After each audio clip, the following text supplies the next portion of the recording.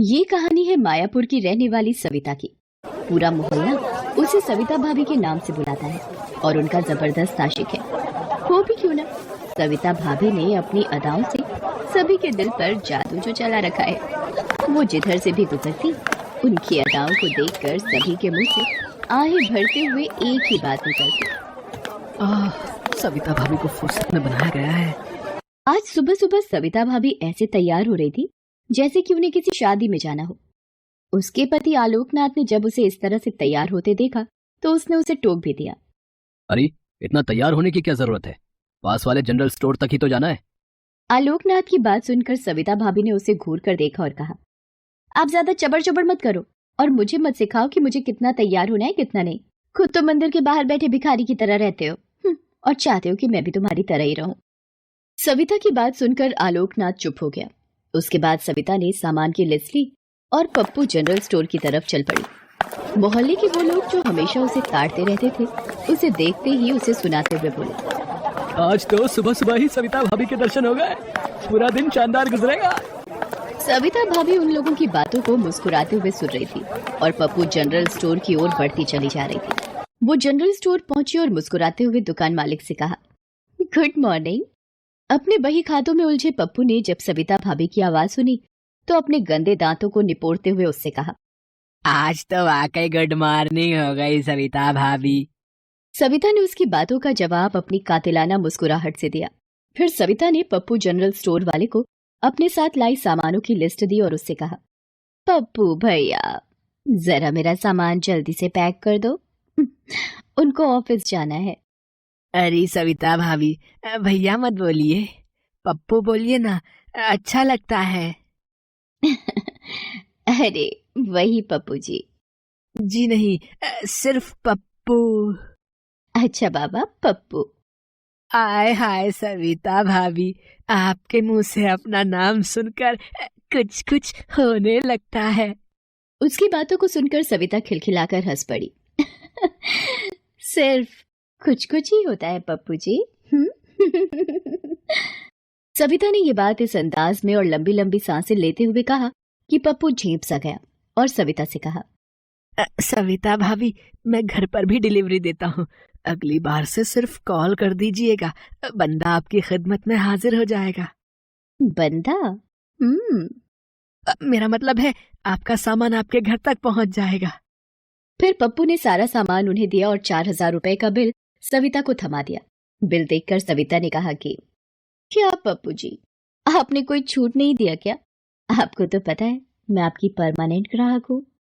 अरे ऐसा नहीं है सविता भाभी, मैंने तो आपको पूरी छूट दी है। वो क्या है ना कि पूरे 4 महीने का बिल है ना, इसलिए इतना अधिक है। ओह, मैं तो भूल ही गई थी। अच्छा इसे भी लिख लीजिए, अगले महीने सारा क्लियर कर दूंगी। सविता की बात सुनकर पप्पू उसकी तरफ घूर कर देखने लगा तो सविता ने कहा, कोई प्रॉब्लम तो नहीं है पप्पू जी? प्रॉब्लम? अरे नहीं नहीं। सविता ने अपना सामान उठाया और फिर से एक कातिलाना मुस्कान देती हुई वहां से चली गई। ये उसकी अदाओं का जलवा ही था कि पूरे 1 साल से वो बिना किराया दिए ही किराए के मकान में रह रही थी। पिछले शनिवार को भी जब मकान मालिक उदय चंद्र किराया मांगने गया तो, क्या उदय चंद्र जी, मैं कहीं भागी तो नहीं जा रही आपको छोड़कर? आई मीन आपके मकान को छोड़कर।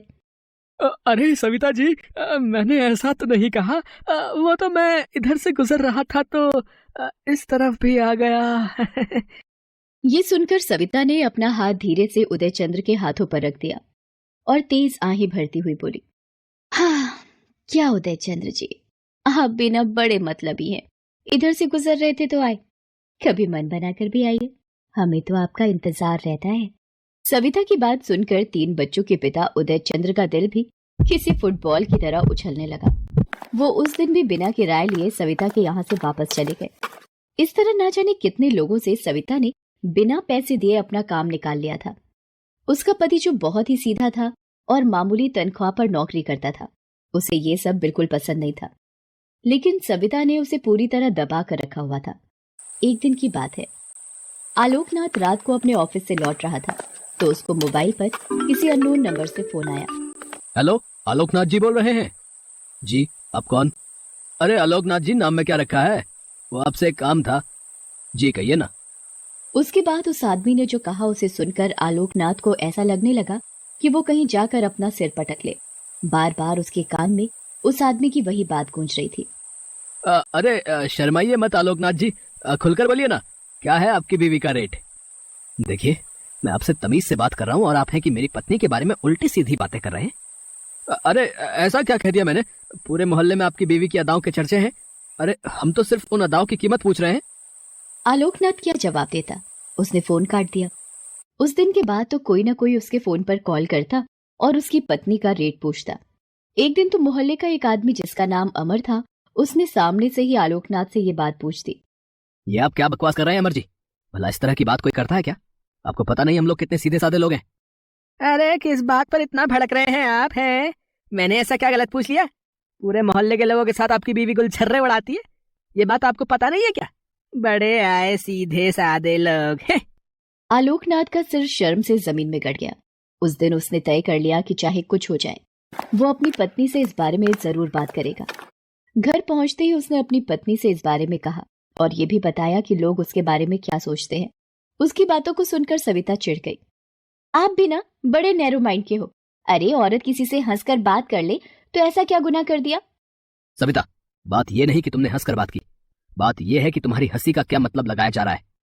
जिसको जो मतलब लगाना है लगाने दो। और हाँ, मेरी इस हंसी के कारण पूरे 1 साल से बिना किराए दिए इस घर में रह रहे हो। राशन वाले को राशन का पैसा नहीं देना पड़ता, दूध वाला भी फ्री में दूध दे रहा है। अगर मैं इस तरह ना हंसू बोलूं तो तुम्हारी मरियल तनख्वाह में तो सूखी रोटी भी नसीब ना हो, और छत की बात तो दूर ही समझो। सविता, जिसकी जितनी चादर हो उतना ही पैर फैलाना चाहिए। माना कि मैं कम कमाता हूं, लेकिन इतना भी कम नहीं कमाता कि तुम्हें पेट भर ना खिला सकूं। प्लीज तुम ये सब करना छोड़ दो, इससे तुम्हारी बदनामी होती है। देखिए, आप अपना लेक्चर बंद करिए और मुझे जो करना है करने दीजिए, नहीं तो मैं घर छोड़कर चली जाऊंगी। आलोकनाथ अपनी पत्नी को बहुत प्रेम करता था। वो उसकी भलाई चाहता था, लेकिन वो तो अपनी धुन में रहती थी। हालांकि उसकी पत्नी ने कभी कोई गलत काम तो नहीं किया था, लेकिन उसकी छवि गलत बन गई थी। लेकिन उसे पता नहीं था कि एक दिन उसकी यही छवि उसे कितना शर्मसार करने वाली है। एक दिन जब वो घर में अकेली थी, तभी 2 लोग उसके घर का दरवाजा खटखटाने लगे। उसने दरवाजा खोला तो 2 अनजान लोगों को दरवाजे पर खड़ा देखा। वे दोनों नशे में थे। यहाँ कोई सविता रहती है क्या? मैं ही हूँ सविता, बोलिए क्या काम है? काम तो वही है जो पूरे मोहल्ले के साथ तुम करती हो, बस वो हमें तुम्हारा रेट पता नहीं है। जरा वो बता दो तो काम हो जाएगा। हाँ? उन दोनों लोगों की बात सविता ने जब सुनी तो उसे बहुत गुस्सा आया। ये क्या बकवास है? होश में तो हो तुम दोनों। पूरे मोहल्ले को मदहोश कर रखा है और हमें होश में रहने को कह रही हो। ये कहकर वे दोनों सविता से बदतमीजी करने लगे। संयोग से उसी समय आलोकनाथ वहां पहुंचा। उसने उन 2 लोगों को अपनी पत्नी से बदतमीजी करते देखा तो वो उनसे भिड़ गया। तुम लोगों की हिम्मत कैसे हुई मेरी पत्नी से बदतमीजी करने की? अबे चल चल, बढ़ाया पत्नी का पहरेदार। उन दोनों आदमियों ने आलोकनाथ को बहुत मारा, लेकिन आलोकनाथ भी हार मानने वाला नहीं था। उसने भी उन दोनों को खूब मारा। एक का तो सिर भी उसने फोड़ दिया। उसने भी गुस्से में आकर आलोकनाथ को चाकू मार दिया। उसके बाद दोनों भाग गए।